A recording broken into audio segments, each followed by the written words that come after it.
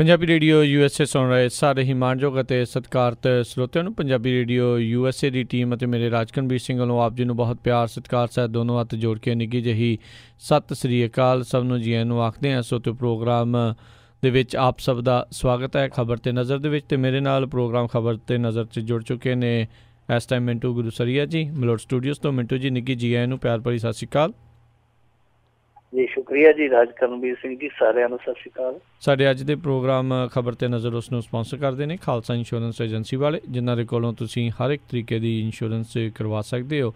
Insurance ਬਾਰੇ ਪਤਾ ਕਰਨ ਲਈ ਕਾਲ ਕਰੋ ਨੰਬਰ 408-272-2500।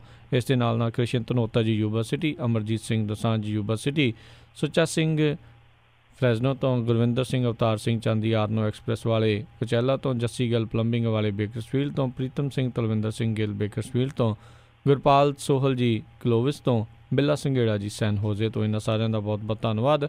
ਜੇਕਰ ਤੁਸੀਂ ਜਾਂ ਕੋਈ ਹੋਰ ਕਾਰੋਬਾਰ ਇਸ ਪ੍ਰੋਗਰਾਮ ਨੂੰ ਸਪਾਂਸਰ ਕਰਨਾ ਚਾਹੁੰਦੇ ਹੋ, ਸੰਪਰਕ ਕਰੋ ਨੰਬਰ 408-722-7698 ਦੇ ਉੱਤੇ। ਮਿੰਟੂ ਗੁਰੂਸਰੀਆ ਜੀ, ਗੱਲਬਾਤ ਦਾ ਸਿਲਸਿਲਾ ਸ਼ੁਰੂ ਕਰਦੇ ਹਾਂ। ਭਾਰਤ ਨੇ ਡਰਾਈਵਰ ਰਹਿਤ ਕਾਰਾਂ ਨੂੰ ਹਾਲ ਦੀ ਘੜੀ ਨਾ ਕੀਤੀ।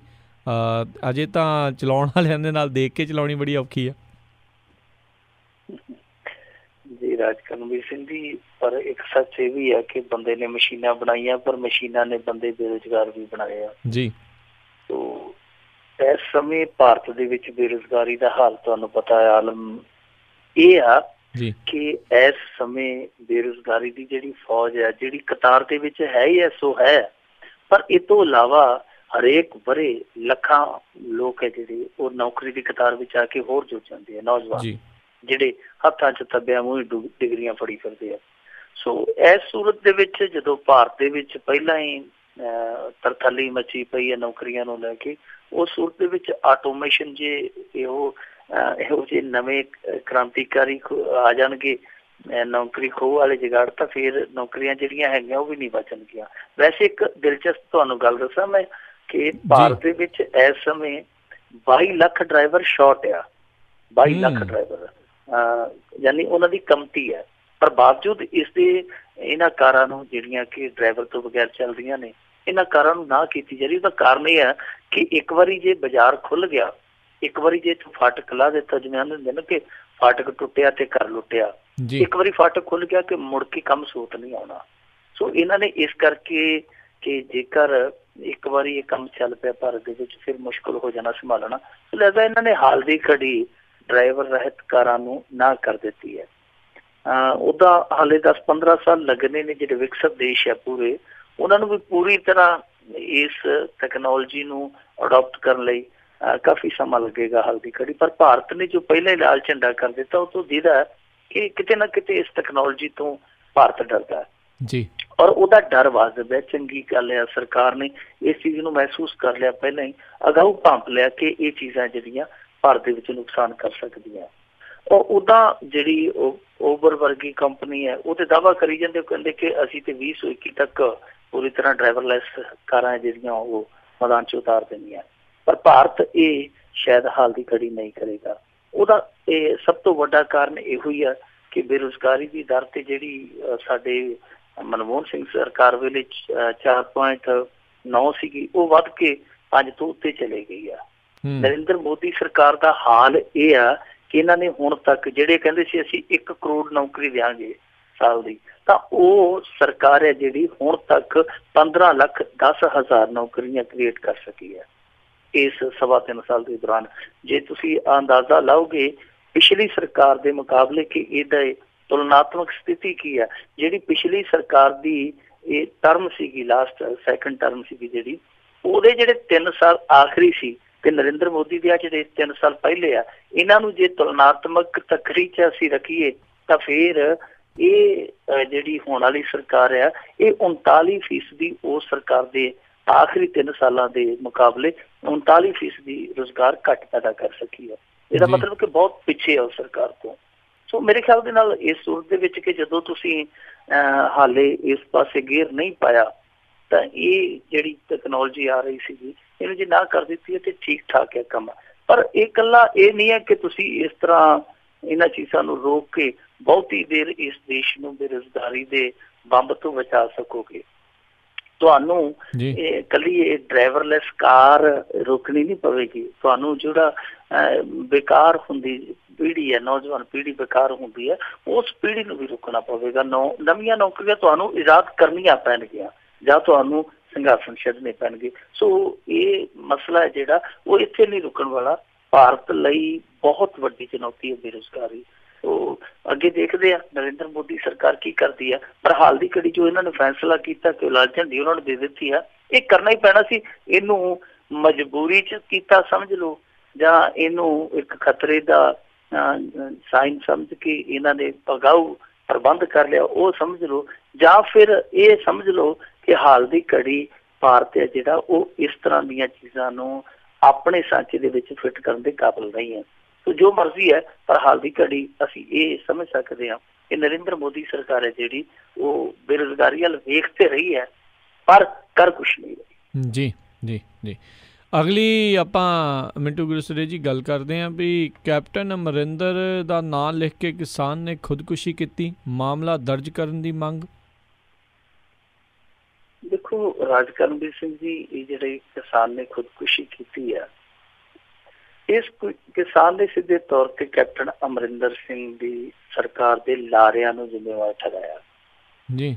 ਇਹ ਕਿਸਾਨ ਜਿਹੜਾ ਮੇਜਰ ਸਿੰਘ, ਇਹਦਾ ਪਿੰਡ ਸੀਗਾ ਅਜਨਾਲੇ ਦੇ ਲਾਗੇ ਥਾਣਾ ਝੰਡੇਰ, ਉਹਦੇ ਨੇੜੇ ਪਿੰਡ ਤੇੜਾ ਕਲਾਂ ਦੇ ਮੇਜਰ ਸਿੰਘ ਨੇ ਖੁਦਕੁਸ਼ੀ ਕਰਕੇ ਜਿਹੜਾ ਸੁਸਾਈਡ ਨੋਟ ਛੱਡਿਆ, ਉਹਦੇ ਵਿੱਚ ਸਿੱਧੇ ਤੌਰ ਤੇ ਕਿਹਾ ਕਿ ਅਸੀਂ ਕੈਪਟਨ ਸਰਕਾਰ ਨੂੰ ਇਸ ਉਮੀਦ ਦੇ ਨਾਲ ਵੋਟਾਂ ਪਾਈਆਂ ਸਨ ਕਿ ਇਹ ਸਰਕਾਰ ਪਾਵਰ ਦੇ ਵਿੱਚ ਆਊਗੀ, ਸੱਤਾ ਦੇ ਵਿੱਚ ਆਊਗੀ, ਉਸ ਤੋਂ ਬਾਅਦ ਸਾਡੀਆਂ ਇਹ ਝੰਜਟਾਂ ਜਿਹੜੀਆਂ ਖਤਮ ਹੋ ਜਾਣਗੀਆਂ।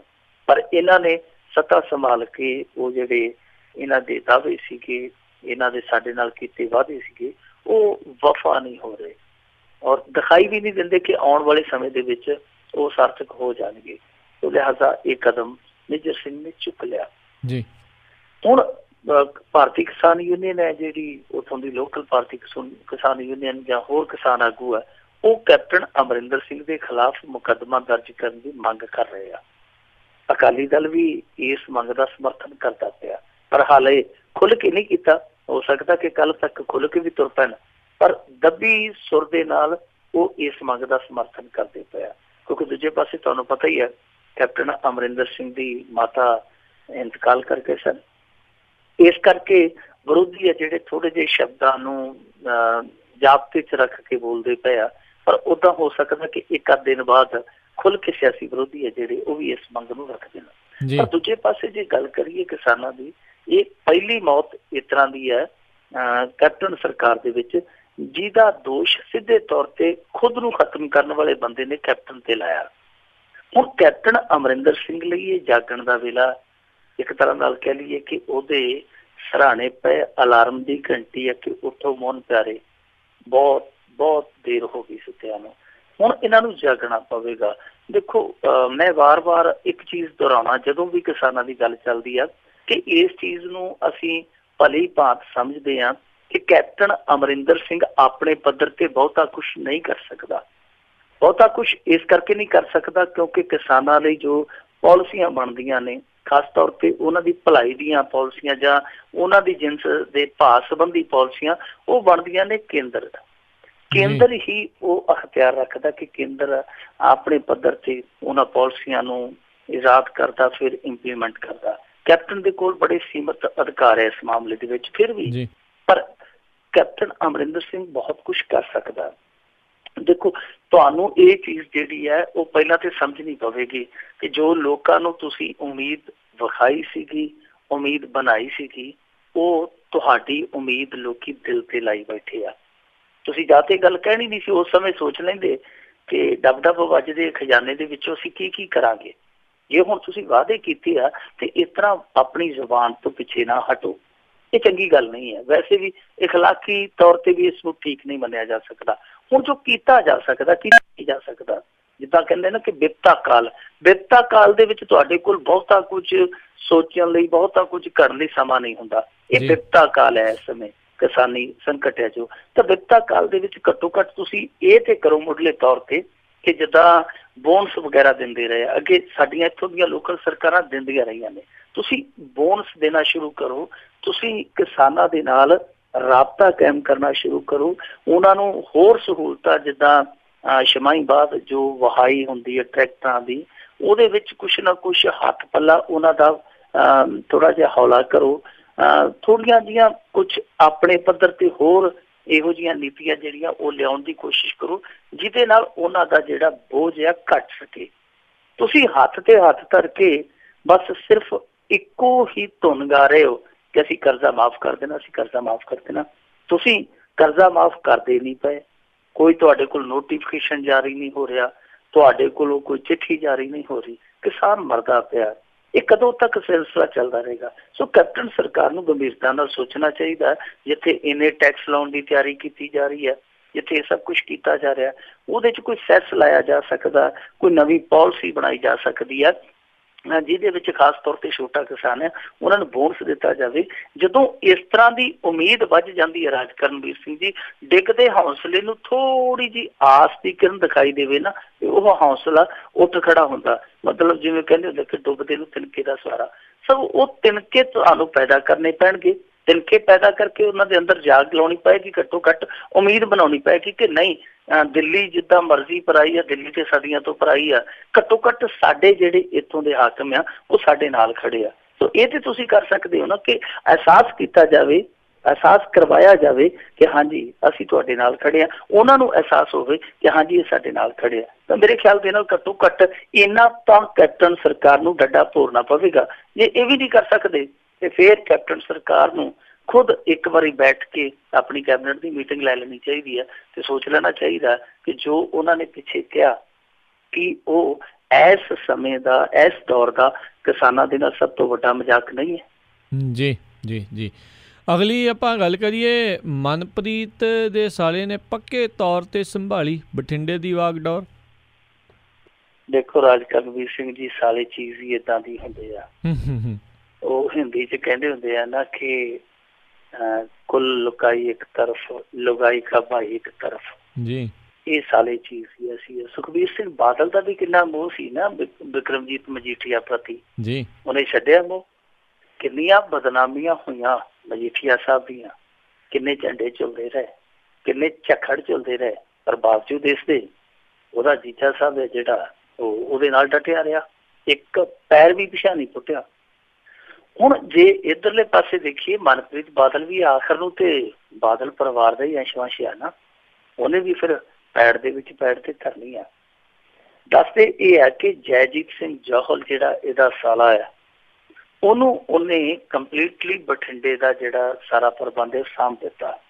ਉਹਨੂੰ ਲੈ ਕੇ ਨੁਕਤਾਚੀਨੀ ਹੈ ਜਿਹੜੀ ਵੱਡੇ ਪੱਧਰ ਤੇ ਹੋਣ ਰਹੀ ਹੈ ਕਿ ਮਨਪ੍ਰੀਤ ਬਾਦਲ ਨੂੰ ਇਹਦਾ ਨਹੀਂ ਸੀ ਕਰਨਾ ਚਾਹੀਦਾ, ਕਿਉਂਕਿ ਕੈਪਟਨ ਅਮਰਿੰਦਰ ਸਿੰਘ ਦੀ ਕੈਬਨਿਟ ਦੇ ਵਿੱਚ ਮਨਪ੍ਰੀਤ ਬਾਦਲ ਨੂੰ ਬਹੁਤ ਸੁਲਝਿਆ ਵਿਅਕਤੀ ਗਿਣਿਆ ਜਾਂਦਾ ਔਰ ਐਸਾ ਮੰਤਰੀ ਗਿਣਿਆ ਜਾਂਦਾ ਜੋ ਫੋਕੀ ਟੌਰ ਸ਼ੌਰ ਤੇ ਫੋਕੀਆਂ ਫੁਕਰਬਾਜ਼ੀਆਂ ਤੋਂ ਦੂਰ ਰਹਿੰਦਾ, ਬਹੁਤ ਸੁਲਝਿਆ ਵਿਅਕਤੀ ਗਿਣਿਆ ਜਾਂਦਾ।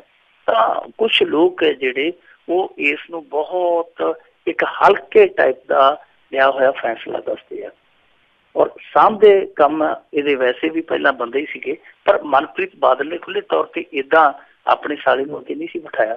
3-4 ਮਹੀਨੇ ਲੰਘ ਗਿਆ, ਪਰ ਦੱਸਦੇ ਆ ਕਿ ਹੁਣ 2-3 ਦਿਨ ਤੋਂ ਪੱਕਾ ਹੀ ਜੈਜੀਤ ਸਿੰਘ ਜੌਹਲ ਹੈ ਜਿਹੜਾ ਉਹ ਬਠਿੰਡੇ ਦੇ ਵਿੱਚ ਡੇਰਾ ਕੱਟ ਕੇ ਬਹਿ ਗਿਆ। ਇਕੱਲਾ ਬਠਿੰਡਾ ਹੀ ਨਹੀਂ, ਬਠਿੰਡੇ ਤੋਂ ਜੇ ਉਰਾਂ ਨੂੰ ਆਓਗੇ ਹੇਠਾਂ ਨੂੰ 50 ਕਿਲੋਮੀਟਰ ਥੱਲੇ ਨੂੰ ਉੱਥੇ ਮਲੋਟ ਹੈ। ਮਲੋਟ ਦੇ ਵਿੱਚ ਜਿਹੜਾ MLA ਇੱਥੋਂ ਜੇਤੂ ਆ ਅਜੈ ਸਿੰਘ ਭੱਟੀ, ਉਹ ਤੇ ਹੁਣ ਡਿਪਟੀ ਸਪੀਕਰ ਬਣ ਗਿਆ ਵਿਧਾਨ ਸਭਾ ਦਾ। ਵੈਸੇ ਉਹ ਇਕੱਲਾ ਸਪੀਕਰ ਹੀ ਸਪੀਕਰ ਉੱਥੇ ਬਹਿ ਕੇ ਮੁੜ ਆਉਂਦਾ, ਉਹਦਾ ਕੋਈ ਹੋਰ ਉੱਥੇ ਕੰਮ ਨਹੀਂ ਹੈਗਾ ਜਿੰਨਾ ਕੋ ਹੁਣ ਤੱਕ ਉਹਨੂੰ ਰੋਲ ਮਿਲਿਆ। ਉਹ ਸਿਰਫ ਤੇ ਸਿਰਫ ਬੈਂਚ ਤੇ ਬਹਿ ਕੇ ਮੁੜ ਕੇ ਆਉਣ ਨਹੀਂ ਮਿਲਿਆ। ਹੁਣ ਅਜੈ ਸਿੰਘ ਭੱਟੀ ਤੇ ਚਲੇ ਗਿਆ, ਉਹਨੇ ਇੱਥੇ ਇੱਕ ਸਜਾ ਕੇ ਸਵਾਰ ਕੇ ਦਫ਼ਤਰ ਬਣਾ ਕੇ ਆਪਣਾ ਮੁੰਡਾ ਟਿਕਾ ਦਿੱਤਾ। ਉਹ ਮੁੰਡਾ ਉੱਥੇ ਇਹੋ ਜਿਹੇ ਕੰਮ ਕਰੀ ਜਾਂਦਾ, ਲੋਕੀ ਕਹਿੰਦੇ ਆ ਕਿ ਭੱਟੀ ਸਾਹਿਬ ਚੰਡੀਗੜ੍ਹ ਹੀ ਬੈਠੇ ਰਹੋ। ਜੇ ਮੁੰਡਾ ਇਸੇ ਤਰ੍ਹਾਂ ਹੀ ਕੰਮ ਕਰਦਾ ਰਿਹਾ, ਇੰਨੀ ਫੁਰਤੀ ਨਾਲ ਕੰਮ ਕਰਦਾ ਰਿਹਾ ਤੇ ਚੰਡੀਗੜ੍ਹੋਂ ਆਉਣ ਦੀ ਤੁਹਾਨੂੰ ਲੋੜ ਹੀ ਨਹੀਂ ਪੈਣੀ, ਪੱਕਾ ਚੰਡੀਗੜ੍ਹ ਜੋਗੀ ਰਹਿ ਜਾਓਗੇ।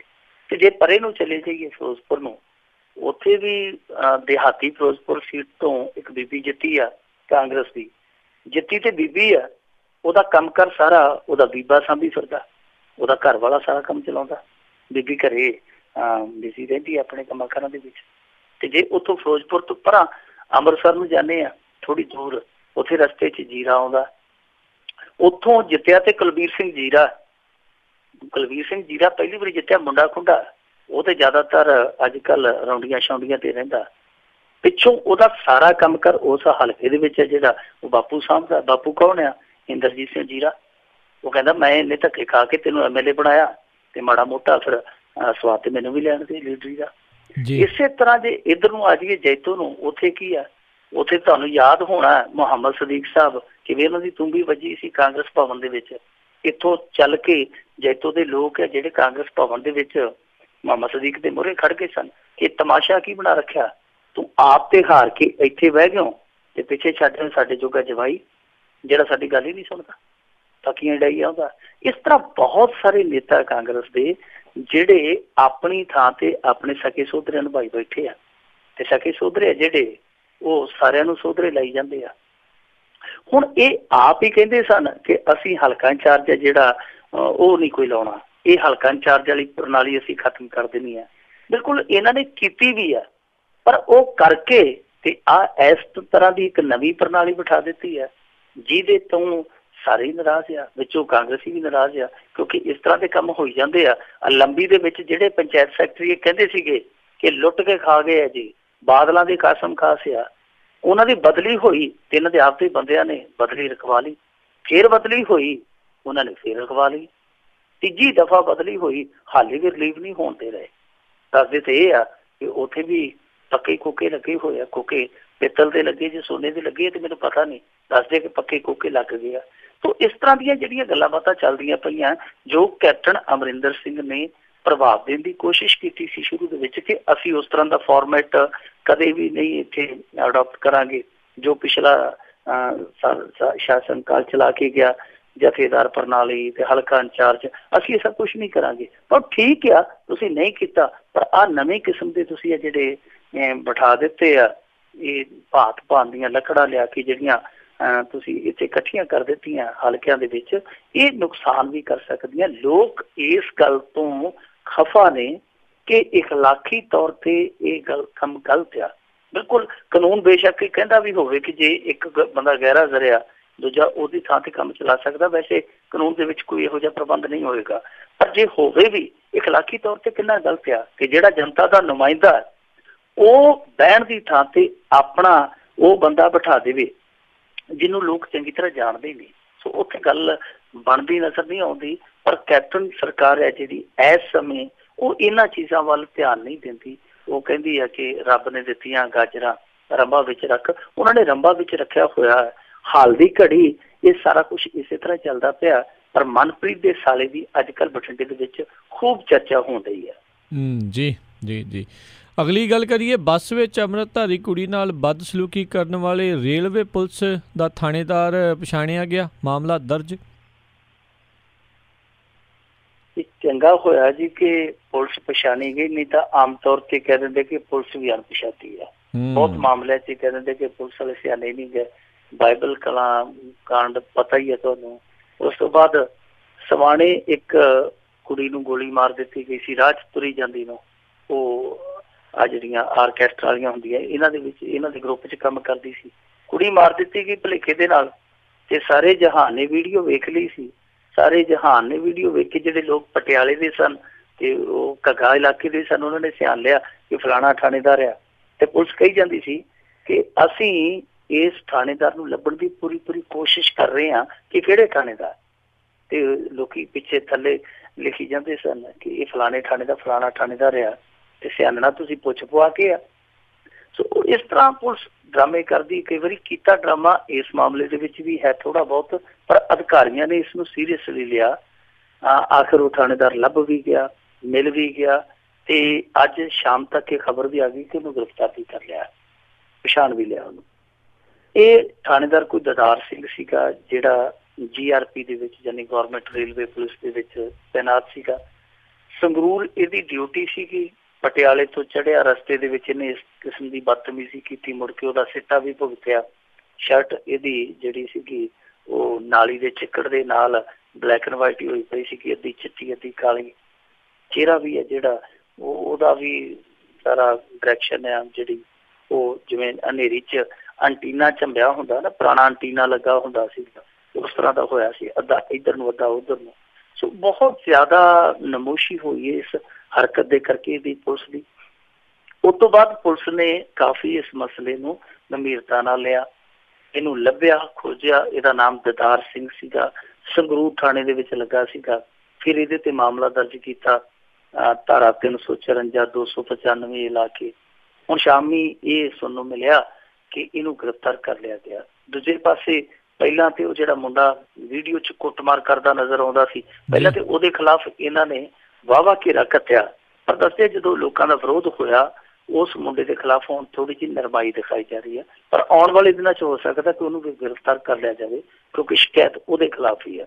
ਦੂਜੇ ਪਾਸੇ ਉਹ ਜਿਹੜੀ ਗੁਰਸਿੱਖ ਕੁੜੀ ਸੀਗੀ ਉਹ ਵੀ ਸਾਹਮਣੇ ਆ ਗਈ। ਉਹਨੇ 164 CRPC ਦੇ ਬਿਆਨ ਹੈ ਜਿਹੜੇ ਦਰਜ ਕਰਵਾ ਦਿੱਤੇ ਆ, ਤੇ ਉਹਨੇ ਤੇ ਇੱਥੋਂ ਤੱਕ ਵੀ ਕਿਹਾ ਕਿ ਇਹ ਬੰਦਾ ਸ਼ਰਾਬ ਦੇ ਨਸ਼ੇ 'ਚ ਇੰਨਾ ਅੰਨਾ ਹੋਇਆ ਪਿਆ ਸੀ, ਨਾ ਸਿਰਫ ਇਹਨੇ ਜਵਾਨੀ ਕਲਾਮੀ ਮੇਰੇ ਨਾਲ ਬਦਤਮੀਜ਼ੀ ਕੀਤੀ ਹੈ, ਬਲਕਿ ਜੇ ਮੈਂ ਉੱਠਣ ਲੱਗੀ ਹਾਂ ਤੇ ਇਹਨੇ ਮੇਰੀ ਬਾਂਹ ਵੀ ਫੜੀ ਹੈ। ਔਰ ਸਾਰੀ ਬੱਸ ਇਸ ਗੱਲ ਦੀ ਗਵਾਹ। ਜਿਹੜਾ ਬੰਦਾ ਇਹੋ ਜਿਹੀ ਹਰਕਤ ਕਰਦਾ ਉਹਨੂੰ ਤੇ ਫੌਰੀ ਤੌਰ ਤੇ ਪਛਾਣ ਲੈਣਾ ਚਾਹੀਦਾ ਸੀ, ਇਕੱਲਾ ਪਛਾਣ ਹੀ ਨਹੀਂ ਸੀ ਲੈਣਾ ਚਾਹੀਦਾ, ਉਹਨੂੰ ਤੇ ਲਿਬੜੇ ਨੂੰ ਹੁਣ ਤੱਕ ਇਸ਼ਨਾਨ ਵੀ ਕਰਾ ਦੇਣਾ ਚਾਹੀਦਾ ਸੀ ਜੇਲ੍ਹ ਦੇ ਵਿੱਚ ਲਿਜਾ ਕੇ। ਪਰ ਇਹਨਾਂ ਨੇ 2-3 ਦਿਨ ਵੇਖਿਆ ਮਾਹੌਲ, ਜਦੋਂ ਮਾਹੌਲ ਏਦਾਂ ਹੀ ਰਿਹਾ, ਇਸ ਵਿਰੋਧ ਦੇ ਵਿੱਚ ਹੀ ਖੜਾ ਰਿਹਾ, ਤਾਂ ਫਿਰ ਇਹ ਕਦਮ ਇਹਨਾਂ ਨੂੰ ਪੁੱਟਣਾ ਪਿਆ। ਖੈਰ ਜੋ ਵੀ ਕੀਤਾ ਪੁਲਿਸ ਨੇ ਚੰਗਾ ਕੀਤਾ, ਹੁਣ ਤੱਕ ਇਸ ਬੰਦੇ ਨੂੰ ਗ੍ਰਿਫਤਾਰ ਕਰ ਲਿਆ। ਪਰ ਦੂਜੀ ਗੱਲ ਇਹ ਹੈ ਰਾਜ ਕਰਨਵੀਰ ਸਿੰਘ ਜੀ, ਕਿ ਪੁਲਿਸ ਇੱਥੇ ਕਰਦੀ ਕੀ ਪਈ ਹੈ। ਆ 4-5 ਦਿਨ ਪਹਿਲਾਂ ਦੀ ਗੱਲ ਹੈ ਕਿ ਹੁਸ਼ਿਆਰਪੁਰ ਦੇ ਵਿੱਚੋਂ ਇੱਕ ਖਬਰ ਆ ਗਈ, ਉੱਥੇ ਪਟਿਆਲਾ ਪੈਗ ਖੜਕਾਉਂਦੇ ਪੁਲਿਸ ਵਾਲੇ ਜਿਹੜੇ ਉਹ ਫੇਸਬੁੱਕ ਤੇ ਲਾਈਵ ਕਰ ਦਿੱਤੇ ਮੁੰਡਿਆਂ ਨੇ। ਉਦੋਂ ਇੱਕ ਦਿਨ ਪਹਿਲਾਂ ਪਟਿਆਲੇ ਦੇ ਵਿੱਚ ਰਾਤ ਨੂੰ PCR ਵਾਲਾ ਅੰਨਾ ਹੋਇਆ ਫਿਰਦਾ ਸੀ ਸ਼ਰਾਬ ਦੇ ਨਾਲ, ਤੇ ਦਹਿਗੜ ਕਰਦਾ ਫਿਰਦਾ ਸੀ। ਮੁੰਡਿਆਂ ਨੇ ਫੇਸਬੁੱਕ ਤੇ ਉਹ ਵੀ ਦਿਖਾ ਦਿੱਤਾ, ਉਹਦੇ ਕੋਲ ਬੋਲਿਆ ਹੀ ਨਹੀਂ ਸੀ ਜਾਂਦਾ। ਇਸ ਤੋਂ ਬਾਅਦ ਉਹ ਤੁਹਾਨੂੰ ਪਤਾ ਹੀ ਸਹੁਰੇ ਦੀ ਲਾਲ ਮਰੂਤੀ ਵਾਲਾ ਪੰਗਾ, ਦੋਨੇ ਸਮੈਕ ਪੀਣ ਡਏ ਸੀਗੇ, ਉਹ ਕਿੱਦਾਂ ਇੱਕ ਜਥੇਦਾਰ ਨੇ ਉਹਨਾਂ ਦੀ ਬਣਾਈ ਵੀਡੀਓ, ਭੱਜ ਖਲੋਤੇ। ਇਸ ਤਰ੍ਹਾਂ ਦੀਆਂ ਕਿੰਨੀਆਂ ਵੀਡੀਓ ਆਈਆਂ, ਇੱਕ ਇਹ ਵੀਡੀਓ ਆ ਗਈ। ਸੋ ਇਹ ਜਿਹੜੇ ਪੁਲਿਸ ਵਾਲੇ ਇਸ ਕਿਸਮ ਦੇ ਪੁਲਿਸ ਵਾਲੇ ਆ, ਨਠੱਲੇ ਆ, ਨਕੰਮੇ ਆ, ਨਲਾਇਕ ਆ, ਜਿਹੜੇ ਹੈ ਹੀ ਇਹਨਾਂ ਹਰਕਤਾਂ ਜੋਗੇ, ਉਹਨਾਂ ਦੀ ਪਛਾਣ ਕਰਨੀ ਚਾਹੀਦੀ ਹੈ। ਇਕੱਲੀ ਉਹਨਾਂ ਦੀ ਪਛਾਣ ਹੀ ਨਹੀਂ, ਉਹਨਾਂ ਨੂੰ ਠੀਕ ਕਰਨਾ ਤੇ ਬਹੁਤ ਲਾਜ਼ਮੀ ਆ, ਸਾਰੀ ਪੁਲਿਸ ਨੂੰ ਠੀਕ ਕਰਨਾ ਚਾਹੀਦਾ। ਘੱਟੋ ਘੱਟ ਪੁਲਿਸ ਨੂੰ ਇਹ ਸਮਝਾਇਆ ਜਾਣਾ ਚਾਹੀਦਾ ਕਿ ਹੁਣ ਨਾ ਤੇ 70ਵਾਂ, ਨਾ 80ਵਾਂ, ਨਾ 90ਵਾਂ, ਇਹ ਉਹ ਦੌਰ ਨਹੀਂ ਹੈ ਜਦੋਂ ਪਿੰਡ ਦੇ ਵਿੱਚ ਇੱਕ ਚੋਰੀ ਹੁੰਦੀ ਸੀ ਤੇ ਤੁਸੀਂ ਸਾਰਾ ਪਿੰਡ ਸਕੂਲ ਦੇ ਵਿੱਚ ਖੜਿਆ ਕਰ ਲੈਂਦੇ ਸੀਗੇ, ਦੇ ਗਿੱਟੇ ਤੇ ਡਾਂਗ, ਦੇ ਗੋਡੇ ਤੇ ਡਾਂਗ, ਸਵੇਰ ਤੋਂ ਲੈ ਕੇ ਸ਼ਾਮ ਤੱਕ ਤੁਹਾਡੇ ਮੂਹਰੇ ਕੋਈ ਨਹੀਂ ਸੀ ਬੋਲਦਾ। ਹੁਣ ਹਰੇਕ ਬੰਦਾ ਪੱਤਰਕਾਰ ਆ, ਹਰੇਕ ਬੰਦਾ ਸਵਾਲ ਕਰਤਾ ਹੈ, ਹਰੇਕ ਬੰਦਾ ਤੁਹਾਡੇ ਤੇ ਕਾਰਵਾਈ ਕਰਨ ਵਾਲਾ ਹੈ।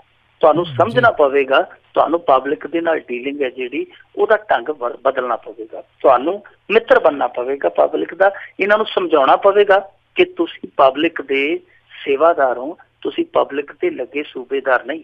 ਇਹ ਗੱਲ ਜਿੰਨਾ ਚਿਰ ਇਹਨਾਂ ਦੇ ਖਾਨੇ 'ਚ ਨਾ ਪਈ ਤੇ ਇਸ ਤਰ੍ਹਾਂ ਹੀ ਖਾਨੇ ਖਰਾਬ ਹੁੰਦੇ ਰਹਿਣਗੇ। ਜੀ ਜੀ ਜੀ। ਅਗਲੀ ਆਪਾਂ ਗੱਲ ਕਰੀਏ, ਦਰਬਾਰ ਸਾਹਿਬ ਦੇ ਬਾਹਰ ਬੰਦ ਕਰਾਈ ਗਈ ਸਟਾਲ ਬਣੀ ਚਰਚਾ ਦਾ ਵਿਸ਼ਾ। ਦੇਖੋ ਰਾਜ ਕਰਨਵੀਰ ਸਿੰਘ ਜੀ, ਇਹ ਜਿਹੜਾ ਸਾਰਾ ਮਸਲਾ ਇਹ ਉਠਾਇਆ ਬਲਦੇਵ ਸਿੰਘ ਵਡਾਲਾ ਨੇ। ਬਲਦੇਵ ਸਿੰਘ ਵਡਾਲਾ ਕੀਰਤਨੀਆ ਸੀਗਾ ਦਰਬਾਰ ਸਾਹਿਬ ਦੇ ਵਿੱਚ। ਤੁਹਾਨੂੰ ਪਤਾ ਹੀ ਹੈ ਕਿ ਜਦੋਂ ਹਰਚਰਨ ਸਿੰਘ ਨੂੰ ਰੱਖਿਆ ਗਿਆ ਸੈਕਟਰੀ, ਉਹ ਤੋਂ ਬਾਅਦ ਇਹਨਾਂ ਨੇ ਬੜਾ ਵਿਰੋਧ ਕੀਤਾ ਸੀ ਵਡਾਲਾ ਹੋਰਾਂ ਨੇ। ਇਹਨਾਂ ਦੇ ਗਰੁੱਪ ਨੇ ਬਹੁਤ ਉਸ ਮਾਮਲੇ 'ਚ ਮੁਖਾਲਫਤ ਕੀਤੀ ਸੀ ਜੀ। ਇਹਨੂੰ ਨੌਕਰੀ ਤੋਂ ਕੱਢ ਦਿੱਤਾ ਗਿਆ, ਹਾਲਾਂਕਿ ਬਦਲੀ ਕੀਤੀ ਗਈ ਸੀ ਪਹਿਲਾਂ, ਫਿਰ ਇਹਨਾਂ ਨੇ ਆਪ ਹੀ ਛੱਡਾ ਦਿੱਤਾ। ਉਸ ਤੋਂ ਬਾਅਦ ਸਦਭਾਵਨਾ ਦਲ ਵੀ ਬਣਾ ਲਿਆ। ਸਦਭਾਵਨਾ ਦਲ ਨੇ ਜਾ ਕੇ ਦਿੱਲੀ ਦੇ ਵਿੱਚ ਸਦਭਾਵਨਾ ਵਿਖਾਉਣ ਦੀ ਕੋਸ਼ਿਸ਼ ਵੀ ਕੀਤੀ, ਪਰ ਵਟਿਆ ਕੱਖ ਨਹੀਂ ਗਿਆ। ਇਹ ਸਮੇਂ ਦਰ ਸਮੇਂ ਇਸ ਤਰ੍ਹਾਂ ਦੇ ਮਾਮਲੇ ਕੱਢ ਕੇ ਲਿਆਉਂਦੇ SGPC ਦੇ ਨਾਲ ਜੁੜੇ। ਜਿੱਦਾਂ ਮੱਕੜ ਸਾਹਿਬ ਦੀ ਪ੍ਰਾਪਰਟੀ ਦਾ ਮਸਲਾ, ਉਹ ਸਾਰੇ ਇਹੋ ਹੀ ਲਿਆਉਂਦੇ ਆ। ਜਿਹੜੀ ਤਨਖਾਹ ਦਾ ਮਸਲਾ ਸੀ, ਫਿਰ ਹਰਚਰਨ ਸਿੰਘ ਦੀ ਜਿਹੜੀ ਕੋਠੀ ਦਿੱਤੀ ਗਈ ਸੀਗੀ ਉਹਨੂੰ ਰਣਜੀਤ ਐਵੇਨਿਊ ਦੇ ਵਿੱਚ 40,000 ਜਿਹੜਾ ਉਹਦਾ ਰੈਂਟ ਜਾਂਦਾ ਸੀ, ਉਹ ਸਾਰੇ ਮਸਲੇ ਬਲਦੇਵ ਸਿੰਘ ਵਡਾਲਾ ਕੱਢ ਕੇ ਲਿਆ ਸੀ। ਹੁਣ ਇਹਨੇ ਇੱਕ ਨਵੀਂ ਗੱਲ ਕੱਲ ਕੱਢੀ ਹੈ। ਉਹ ਕਹਿੰਦਾ ਕਿ ਜਿਹੜੀ ਕੋਲਡ ਡਰਿੰਕ ਵਾਲੀ ਦੁਕਾਨ ਬੰਦ ਕੀਤੀ ਗਈ ਹੈ ਜਾਂ ਬੰਦ ਕਰਵਾਈ ਗਈ ਹੈ ਦਰਬਾਰ ਸਾਹਿਬ ਦੇ ਬਾਹਰ, ਉਹ ਅਸਲ ਦੇ ਵਿੱਚ ਇਸ ਤਰ੍ਹਾਂ ਬੰਦ ਨਹੀਂ ਕਰਵਾਈ ਗਈ ਜਿਸ ਤਰ੍ਹਾਂ ਇਹ ਕਹਿੰਦੇ ਆ। ਉਹਦਾ ਰੀਜ਼ਨ ਇਹ ਆ ਕਿ ਇੱਕ ਦਿਨ ਉਸ ਕੌਫੀ ਸ਼ਾਪ ਤੋਂ ਇੱਕ NRI ਸ਼ਰਧਾਲੂ ਕੌਫੀ ਲੈ ਕੇ ਮੁੜ ਰਿਹਾ ਸੀ ਤੇ ਇਸੇ ਦੌਰਾਨ ਪ੍ਰਧਾਨ ਸਾਹਿਬ ਦੀ ਗੱਡੀ ਆ ਰਹੀ ਸੀ, ਬਡੂੰਗਰ ਸਾਹਿਬ ਦੀ ਨਾ ਹੀ ਕਹੀਏ ਗੁਰੂ ਘਰ ਦੀ ਗੱਡੀ ਆ ਰਹੀ ਸੀ। ਉਹ ਕਿਤੇ ਮਾੜਾ ਮੋਟਾ NRI ਉਹਦੇ ਨਾਲ ਕਹਿ ਗਿਆ, ਉਹ ਜਿਹੜੀ ਹੱਥ 'ਚ ਕੌਫੀ ਫੜੀ ਸੀ ਉਹਨੇ, ਉਹ ਛਲਕ ਗਈ ਤੇ ਥੋੜੀ ਬਹੁਤ ਬੋਨਟ ਤੇ ਪੈ ਗਈ।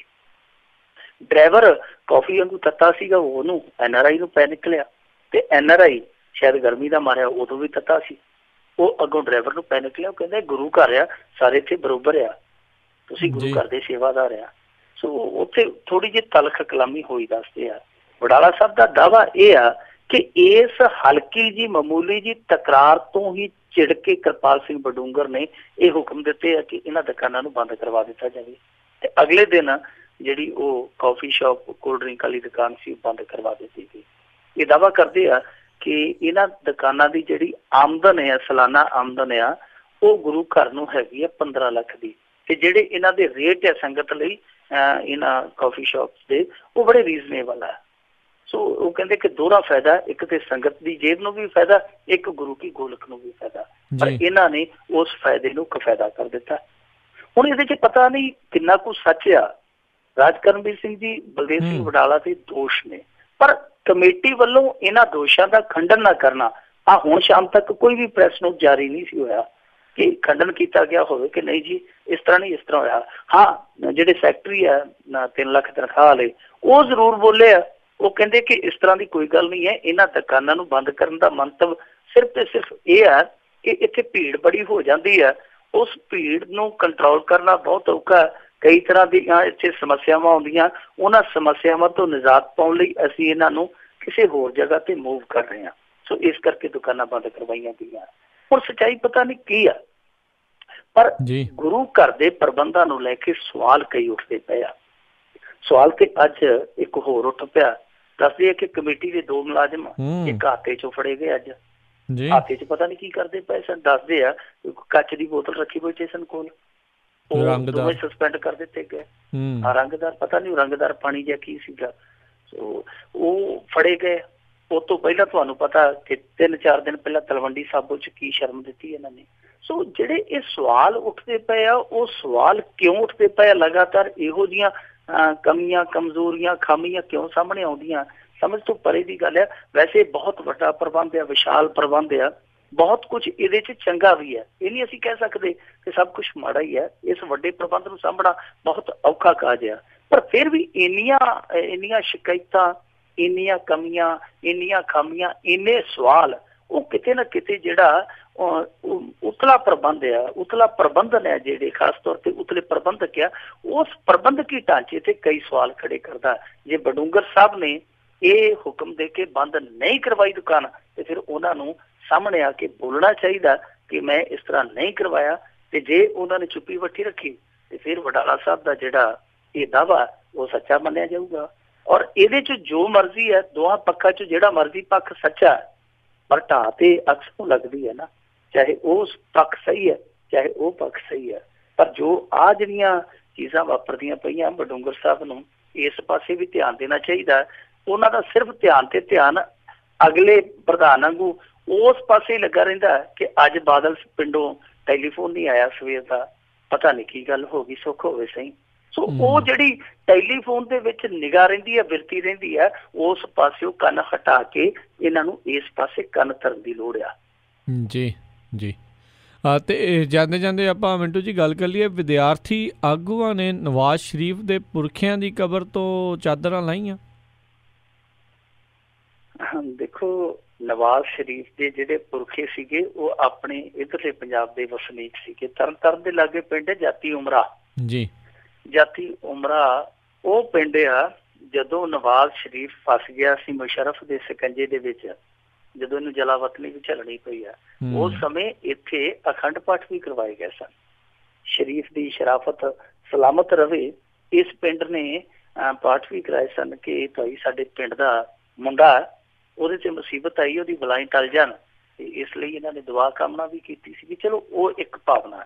ਦੂਸਰੇ ਪਾਸੇ ਉੱਥੇ ਇਹਨਾਂ ਦੇ ਪੁਰਖਿਆਂ ਦੀ ਨਾ ਕਬਰ ਬਣੀ ਹੋਈ ਹੈ। ਇਹਨਾਂ ਦੇ ਸ਼ਾਇਦ ਦਾਦਾ ਜੀ ਹੈ ਜਿਨ੍ਹਾਂ ਦੀ ਇੱਥੇ ਕਬਰ ਬਣੀ ਹੈ, ਮੁਹੰਮਦ ਬਖਸ਼। ਸੋ ਉਹ ਮੀਆਂ ਮੁਹੰਮਦ ਬਖਸ਼ ਹੈ ਜਿਨ੍ਹਾਂ ਦੀ ਕਬਰ ਇੱਥੇ ਬਣੀ ਹੈ। ਉਹਨਾਂ ਤੇ ਚਾਦਰ ਚੁਦਰ ਵੀ ਚੜ ਜਾਂਦੇ ਜਦੋਂ, ਕਿਉਂਕਿ 2012 ਦੇ ਵਿੱਚ ਨਵਾਜ਼ ਸ਼ਰੀਫ ਦਾ ਭਰਾ ਆਇਆ ਸੀਗਾ ਇੱਥੇ, ਪੰਜਾਬ ਅੰਦਰ 2013 ਦੇ ਵਿੱਚ ਬਾਦਲ ਪਿੰਡ ਵੀ ਗਿਆ ਸੀ, ਸਾਰੀ ਸ਼ਰੀਫ ਫੈਮਿਲੀ ਆਈ ਸੀ ਨਵਾਜ਼ ਸ਼ਰੀਫ ਤੋਂ ਬਗੈਰ। ਤਾਂ ਉਦੋਂ ਉਹ ਉੱਥੇ ਗਏ ਸਨ ਜਾਤੀ ਉਮਰਾਂ 'ਚ, ਪ੍ਰਕਾਸ਼ ਸਿੰਘ ਬਾਦਲ ਨਾਲ ਗਏ ਸੀ। ਫਿਰ ਉਸ ਕਬਰ ਦੀ ਕਾਫੀ ਸਾਂਭ ਸੰਭਾਲ ਹੋ ਗਈ ਸੀਗੀ, ਚਾਦਰ ਚੂਦਰ ਚੜਾ ਕੇ ਗਏ ਸਨ। ਤੇ ਇੱਥੋਂ ਦਾ ਕੋਈ ਵਿਦਿਆਰਥੀ ਧੜਾ, ਉਸ ਵਿਦਿਆਰਥੀ ਧੜੇ ਨੇ ਕੁਛ ਦਿਨ ਪਹਿਲਾਂ ਇੱਕ ਚਾਦਰ ਚੜਾਈ ਸੀਗੀ। ਇਸ ਧੜੇ ਦਾ ਨਾਂ ਹੈ ਇੰਡੀਪੈਂਡੈਂਟ ਸਟੂਡੈਂਟ ਫੈਡਰੇਸ਼ਨ। ਇਹ ਆਪਣੇ ਆਪ ਨੂੰ ISF ਦੱਸਦੇ ਆ। ਉਹ ISF ਵਾਲੇ ਵੀ ਇੱਕ ਦਿਨ ਪਹਿਲਾਂ ਚਾਦਰ ਚੜਾ ਕੇ ਗਏ, 15 ਕੁ ਦਿਨ ਹੋ ਗਿਆ। ਉਹਨਾਂ ਨੇ ਚਾਦਰ ਇਸ ਕਰਕੇ ਚੜਾਈ ਸੀ, ਉਹ ਕਹਿੰਦੇ ਜੀ ਕਿ ਇਹ ਬਹੁਤ ਸਾਰੇ ਕੈਦੀਆਂ ਨੂੰ ਰਿਹਾਅ ਕਰ ਰਹੇ ਆ, ਨਾਨਕ ਸਿੰਘ ਦੀ ਵੀ ਰਿਹਾਈ ਜਲਦੀ ਕਰਨਗੇ। ਹੁਣ ਪਤਾ ਨਹੀਂ ਕੀ ਹੋਇਆ, ਤੇ ਕੱਲ ਉਹੀ ਜਿਹੜੇ ਸਟੂਡੈਂਟ ਸੀਗੇ, ਆਗੂ ਸੀਗੇ, ਉਹੀ ਸੰਗਠਨ ਵਾਲੇ, ਉਹ ਜਿਹੜੀ ਚਾਦਰ ਚੜਾਈ ਸੀ ਉਥੋਂ ਲਾ ਕੇ ਪਾੜ ਪੂੜ ਆਏ ਆ। ਉਹ ਕਹਿੰਦੇ ਜੀ ਕਿ ਹੁਣ ਪਾਕਿਸਤਾਨ ਦਾ ਮਨ ਬਦਲ ਗਿਆ, ਸਾਡਾ ਵੀ ਮਨ ਬਦਲ ਗਿਆ। ਉਹ ਕਹਿੰਦੇ ਕਿ ਨਾਨਕ ਸਿੰਘ ਦੇ ਮੁੱਦੇ ਤੇ ਮੁੱਕਰ ਗਏ ਕਿ ਸਾਡੇ ਕੋਲ ਤੇ ਕੋਈ ਨਾਨਕ ਹੈ ਹੀ ਨਹੀਂ, ਤੇ ਫਿਰ ਅਸੀਂ ਆਪਣੀ ਚਾਦਰ ਇੱਥੇ ਕਿਉਂ ਚੜਾਈਏ। ਉਹਨਾਂ ਨੇ ਫਿਰ ਚਾਦਰ ਖਿੱਚ ਖੁੱਚ ਕੇ ਪਾੜ ਪੂੜ ਦਿੱਤੀ ਆ। ਵੈਸੇ ਇਹਨਾਂ ਚੀਜ਼ਾਂ ਦਾ ਕੋਈ ਫਰਕ ਨਹੀਂ ਪੈਂਦਾ ਰਾਜ ਕਰਨਵੀਰ ਸਿੰਘ ਜੀ, ਕਿਉਂਕਿ ਤੱਤੇ ਪਾਣੀ ਸੁੱਟਿਆ ਘਰ ਨਹੀਂ ਬਲਦੇ ਹੁੰਦੇ। ਜੇ ਇਹਨਾਂ ਨੇ ਆਪਣਾ ਗੁੱਸਾ ਕਬਰ ਤੇ ਲਾ ਲਿਆ ਤੇ ਠੀਕ ਹੈ, ਇੱਥੇ ਗੁੱਸਾ ਕਈ ਕਿਸਮ ਦਾ ਲਾਈ ਜਾਂਦੇ ਆ।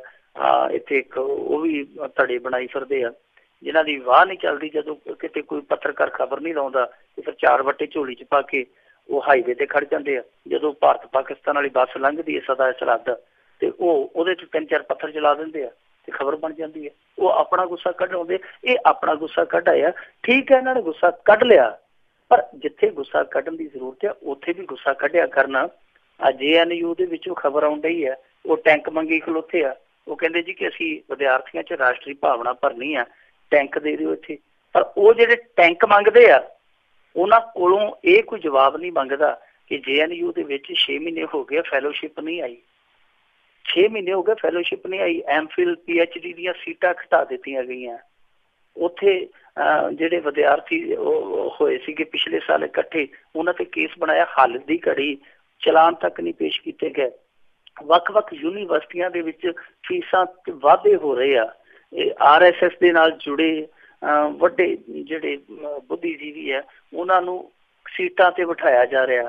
ਹਰੇਕ ਪਾਸੇ ਮਾਹੌਲ ਖਰਾਬ ਕਰਨ ਦੀ ਕੋਸ਼ਿਸ਼ ਕੀਤੀ ਜਾ ਰਹੀ ਹੈ। ਇਹ ਗੁੱਸਾ ਉਧਰ ਵੀ ਕੱਢਣਾ ਚਾਹੀਦਾ। ਦਲਿਤ ਵਿਦਿਆਰਥੀਆਂ ਦਾ ਹੁੰਦਾ ਜਿਹੜਾ ਸ਼ੋਸ਼ਣ ਯੂਨੀਵਰਸਿਟੀਆਂ 'ਚ ਕਿਸੇ ਤੋਂ ਲੁਕਿਆ ਨਹੀਂ, ਇਹਨਾਂ ਨੂੰ ਉੱਥੇ ਜਾ ਕੇ ਵੀ ਬੋਲਣਾ ਚਾਹੀਦਾ। ਇਕੱਲਾ ਇਹ ਨਹੀਂ ਕਿ ਸ਼ਰੀਫ ਦੀ ਕਬਰ ਤੇ ਜਾ ਕੇ ਉੱਥੇ 4 ਵੱਟੇ ਮਾਰ ਆਏ, ਕਦੇ ਬੱਸ ਤੇ ਵੱਟੇ ਮਾਰ ਆਏ। ਇਹ ਕੰਮ ਇਹ ਜਿਹੜਾ ਉਹ ਵਿਦਿਆਰਥੀ ਵਰਗ ਦਾ ਕੰਮ ਸ਼ਾਇਦ ਨਹੀਂ ਹੈ।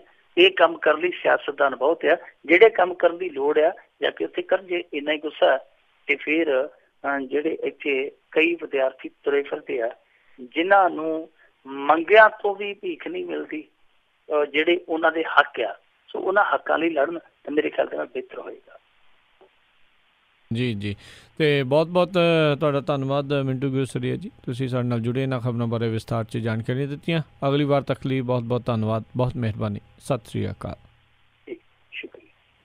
ਤੇ ਸਰੋਤਿਓ, ਇੱਥੇ ਹੀ ਸਾਡਾ ਅੱਜ ਦਾ ਇਹ ਪ੍ਰੋਗਰਾਮ ਸਮਾਪਤ ਹੈ। ਮਿਲਾਂਗੇ ਅਗਲੇ ਪ੍ਰੋਗਰਾਮ 'ਚ, ਉਦੋਂ ਤੱਕ ਲਈ ਤੁਹਾਨੂੰ ਸਾਰਿਆਂ ਨੂੰ ਬਹੁਤ ਪਿਆਰ ਸਤਿਕਾਰ ਸਹਿਤ ਧੰਨਵਾਦ ਜੋੜ ਕੇ ਨਿੱਘੀ ਜਿਹੀ ਸਤਿ ਸ੍ਰੀ ਅਕਾਲ।